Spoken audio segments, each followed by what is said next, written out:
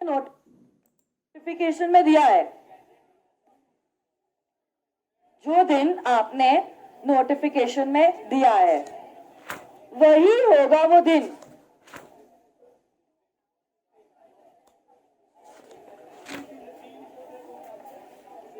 Comments होगा।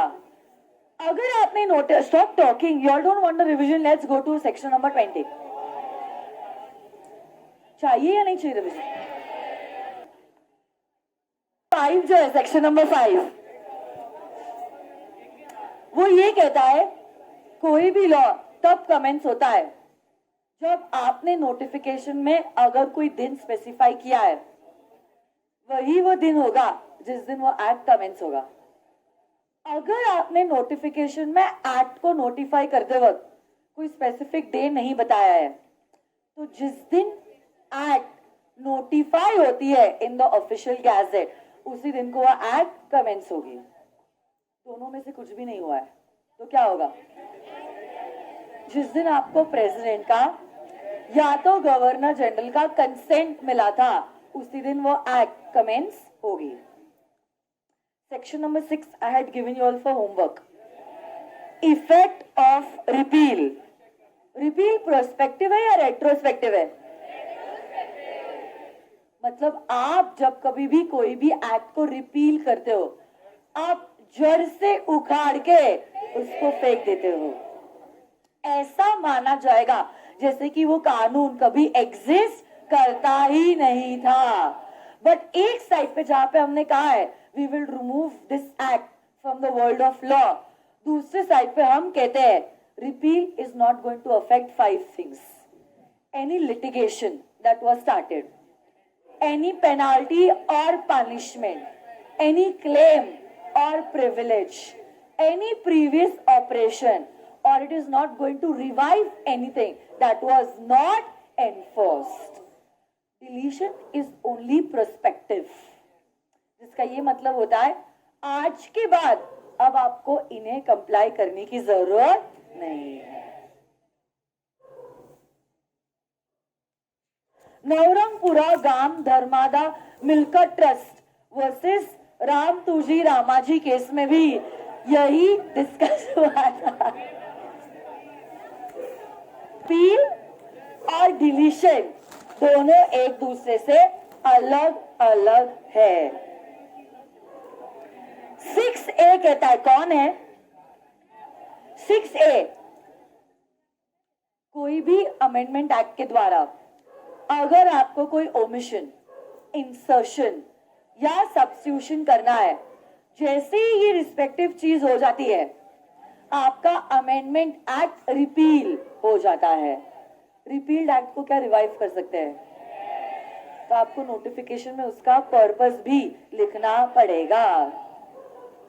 Section 8 कहता है अगर आपने रिपील्ड एक्ट का रेफरेंस किसी दूसरे एक्ट में दिया है, तो वो दूसरी एक्ट को पढ़ते वक्त हम रिपील्ड एक्ट का नाम नहीं पढ़ेंगे। रिपील्ड एक्ट के बदले में जो री एनैक्टेड एक्ट है वही नाम पढ़ा जाएगा। सेक्शन 9 कहता है कोई भी टाइम पीरियड जब आपको कैलकुलेट करना है, you will exclude the first day in the series and you will include the last day of the series. From और to, जब इन शब्दों का इस्तेमाल किया जाता है तभी भी सेम इंटरप्रिटेशन किया जाएगा।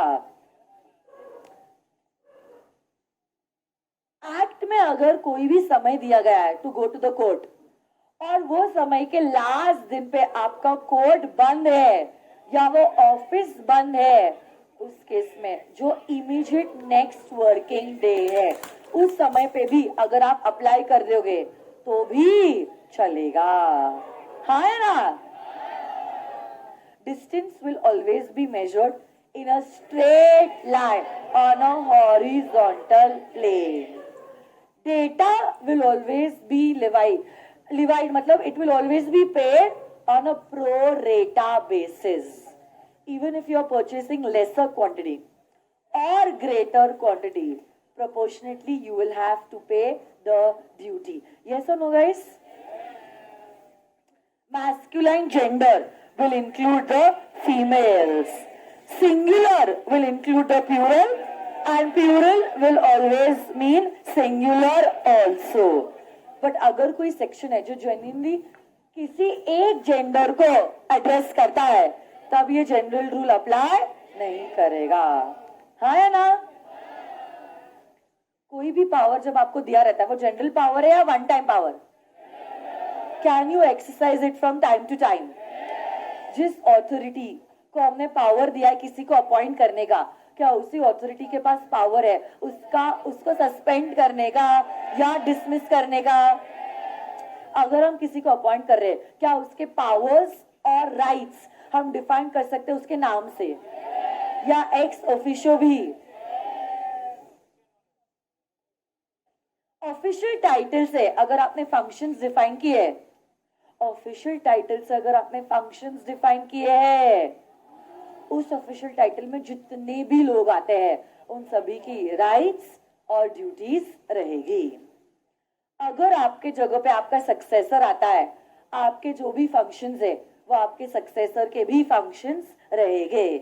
किसी समय के लिए अगर सुपीरियर ने अपने पावर अपने सब ऑर्डिनेट को डेलीगेट किए हैं, जो भी एक्ट्स सुपीरियर को एप्लीकेबल है वो सारे एक्ट्स सबऑर्डिनेट को भी एप्लीकेबल रहेंगे। हाँ,